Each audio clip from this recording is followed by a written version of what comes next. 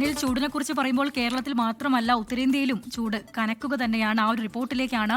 കഠിനമായ ചൂടിനെ തുടർന്ന് ഡൽഹിയിലെ ആശുപത്രികൾ അടിയന്തര സാഹചര്യം നേരിടാൻ തയ്യാറെടുക്കുന്നു. പ്രത്യേക ക്ലിനിക്കുകളുടെ പ്രവർത്തനം പുനരാരംഭിച്ചു.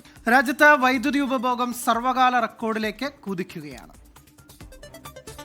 ഉത്തരേന്ത്യയിൽ മെയിലും ജൂണിലുമാണ് ഉഷ്ണതരംഗം രൂക്ഷമാവുക. പലപ്പോഴും 50 ഡിഗ്രി കടക്കാറുള്ള ചൂടിനെ പ്രതിരോധിക്കാൻ ആശുപത്രികൾ തയ്യാറെടുത്തു.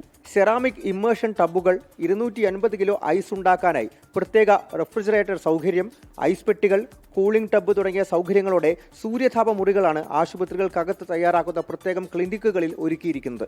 ഡൽഹിയിലെ പ്രധാന ആശുപത്രികളിലെല്ലാം ക്ലിനിക്കുകളുടെ പ്രവർത്തനം ഉടൻ പുനരാരംഭിക്കും. അതേസമയം ഏപ്രിൽ 13 ശേഷം രാജ്യത്തെ വൈദ്യുത ഉപഭോഗത്തിൽ വലിയ കുതിപ്പാണ് രേഖപ്പെടുത്തിയിരിക്കുന്നത്. ഈ മാസം 23-ന് ഉപഭോഗം 240.1 ജിഗാവാട്ടിലേക്കും 24-ന് 252.1 ജിഗാവാട്ട് എന്ന റെക്കോർഡ് ഉപഭോഗത്തിലേക്കും എത്തിയിരുന്നു. 2024 മെയ് 30-നാണ് ഇതിനു മുൻപ് 249.9 ജിഗാവാട്ട് എന്ന റെക്കോർഡ് ഉപഭോഗം റിപ്പോർട്ട് ചെയ്തത്. ഈ വർഷത്തെ പരമാവധി വൈദ്യുതി ആവശ്യകത 271 ജിഗാവാട്ടായി വൈദ്യുത മന്ത്രാലയം കണക്കാക്കിയിട്ടുണ്ട്. പ്രതിസന്ധി മറികടക്കാനുള്ള ചർച്ചകൾക്കായി സംസ്ഥാന വൈദ്യുതി മന്ത്രിമാരുടെ യോഗം ഉടൻ ചേർന്നേക്കും.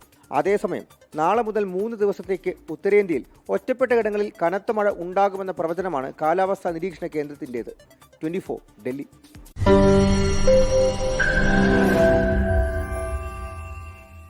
ലോകത്തെവിടെയായാലും ഏത് സമയത്തും 24 വാർത്തകളും ഓഗ്മെന്റഡ് റിയാലിറ്റി പാക്കേജുകളും എക്സ്പ്ലെയിനറുകളും വിശദമായി കാണാൻ ഞങ്ങളുടെ യൂട്യൂബ് ചാനൽ നിങ്ങൾക്ക് സബ്സ്ക്രൈബ് ചെയ്യാം.